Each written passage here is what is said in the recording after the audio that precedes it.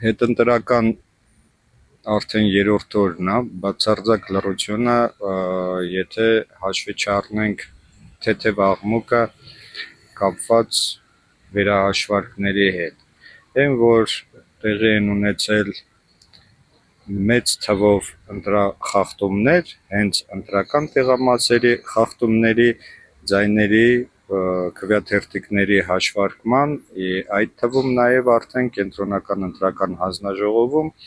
արձանագրությունների մուտք անելը համակարգ, որի արդյունքում մեծ թվով իրենց ձևակերպմամբ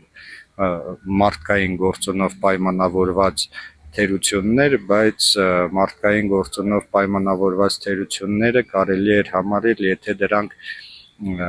համակարգային բնույթ չկրեին, ասենք մարդկային գործոնով պայմանավորված կարող էր լինել մի քանի, 2, 3 կամ 4 ինչ-որ այսպիսի շեղում, որը որպես այդպիսին էական նշանակություն չերել ունենա, բայց ակնհայտ է մի բան, թե ընտրատեղամասերում, թե արդեն կենտրոնական ընտրական հանձնաժողովում տեղի են ունեցել համակարգային խոշոր չափերի կեղծարարություններ։ Խոսքը անգամ չի էլ գնում նրա մասին, թե հաշվարկի արդյունքում ինչ կփոփոխվի գլոբալ առումով ձայների հետ կապված, այսինքն իշխող կուսակցությունը կկորցնի մանդատ, չի կորցնի, չնայած այս պարագայում մեկ մանդատ անգամ կորցնելը իշխող կուսակցության համար շատ ցավոտ է, բայց մեծ հաշվով դա որոշումների ընդունման վրա որպես այդպիսին էական նշանակություն չի ունենալու, բայց դա չի նշանակում, որ պետքա աչքաթող արվի, որովհետև բնականաբար տեղի է ունեցել կեղծարարություն, իսկ մենք գիտենք, որ Հայաստանում բարեբախտաբար կան սուպեր պրոֆեսիոնալ իրավաբաններ, որոնք որ ունեն հնարավորություն ապացուցելու, անգամ եթե գնան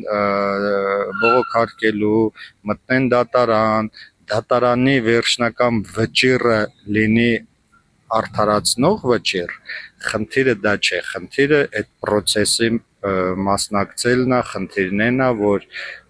տեղի է ունեցել կեղծարարություն, կա հետևող ու կա դրա հետևից գնացող, պետքա սա անպայման, նորից կրկնում եմ, կապ չունի, թե քանի տոկոսի մասին է խոսքը, ինչ կփոխի, բայց դա պետք է անել ու արձանագրել այդ փաստը, որովհետև մենք լինելով ժամանակակից դեմոկրատական պետություն, ունենք փոխհարաբերություններ աշխարհի գրեթե բոլոր երկրների հետ, ընտրությունների ժամանակ բնականաբար Հայաստանում գտնվում էին ու ամբողջ աշխարհից էլ հետաքրքրված մեր գործընկեր պետություններից հետևում էին մեր ընտրություններին, եթե այս կեղծիքների հետևից գնացող չլինի, նրանք կհամարեն, որ դե հիմա մեծ հաշվով զուտ քաղաքական ձևակերպում, դե որ իրանց պետք չի, մեզ ընդհանրապես պետք չի ու ոչ ոք դրա մասին չի էլ խոսի, չեն էլ բարձրաձայնի ու ծափ տալով, իրար հերթ չտալով շնորհավորեն, կլեգիտիմացնեն Հայաստանի Հանրապետության արդեն ընտրված պարլամենտը, դրանից հետո կշնորհավորեն արդեն ընտրված վարչապետին ու կկպնեն իրենց գործերին, որովհետև մեծ հաշվով ցանկացած պետության խնդիրը իր պետության շահերը պաշտպանելն է, գործընկեր պետությունների հետ ու ստեղ արդեն հարցը գնում է հետևյալ հարթության վրա է հարցը դրվում միշտ, որ յուրաքանչյուր պետություն ունի իր պետական շահերը ու անկախ նրանից, թե որ պետության հետ ինքը ինչ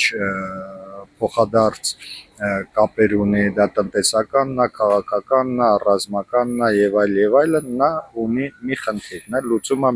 մի խնդիր՝ իր պետության շահերը պահելը, պաշտպանելը, զարգացնելը, ամրապնդելը։ Այլ խնդիր, այլ նպատակ ոչ մի պետություն չի հետապնդում։ Սա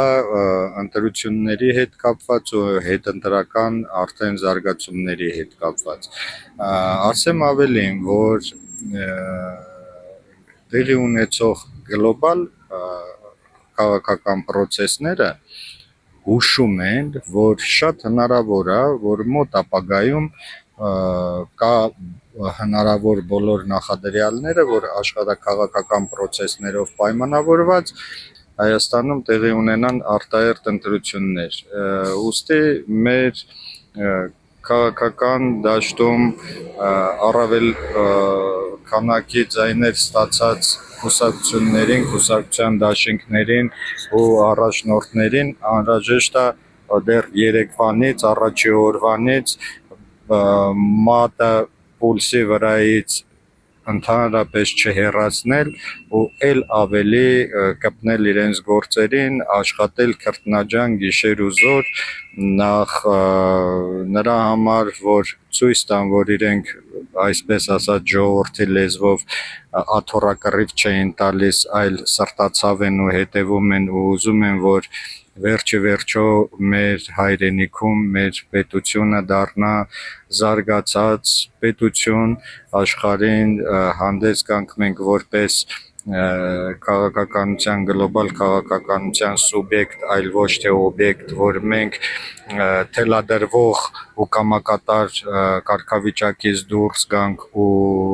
մնացածի հետ լինենք գործընկերային հարաբերություններում, դրա համար անհրաժեշտ է, որ նրանք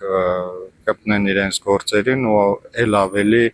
եռանդով աշխատեն։ Բոլոր նախադրյալները կա, որ գլոբալ քաղաքական պրոցեսներով պայմանավորված շատ հնարավոր է, որ տեղի ունենան արտահերթ ընտրություններ։ Այս քարոզարշավը աչքի ընկավ մի այսպես ասած ուշագրավ դրվագով։ Այդ ժամանակ քարոզարշավի ժամանակ Արցախի 44-օրյա պատերազմի մասնակից մեր հայրենակիցը Արթուր Օսիպյանը իր կամքին հակառակ, այսպես ասած, իր կողմից շատ անսպասելի հայտնվեց ճաղերի հետևում,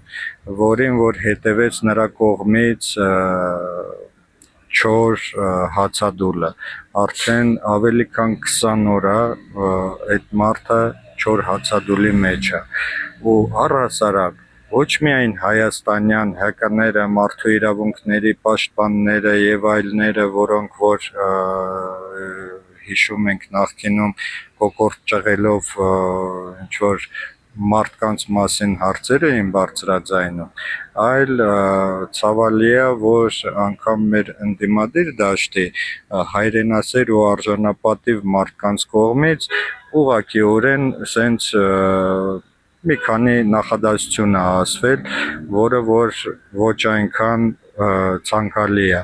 Ես կուզեի, որ մեր արժանապատիվ ընդդիմադիր գործիչները անպայման հետամուտ լինեին, գնան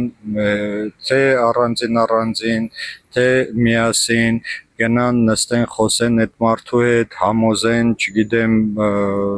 հնարավոր ու բոլոր անհնարին տարբերակներով համոզեն, որ այդ մարդը դուրս գա հացադուլից, որովհետև վերջին հաշվով հացադուլը միանշանակ կտա վնաս, բայց ոնց հասկանում ենք ոչ մի օգուտ չի տա։ Դրա համար պետք է այդ մարդու կողքին լինել, այդ մարդուն համոզել, բացատրել, չգիտեմ, ելի եմ ասում, վստահ եմ, որ կգտնվեն մարդիկ մտերիմ, ճանաչող, որոնց որ հեղինակությունը գուցեև բավարար լինի, որ կարողանան այդ մարդու որոշման վրա որոշակի ազդեցություն ունենալ։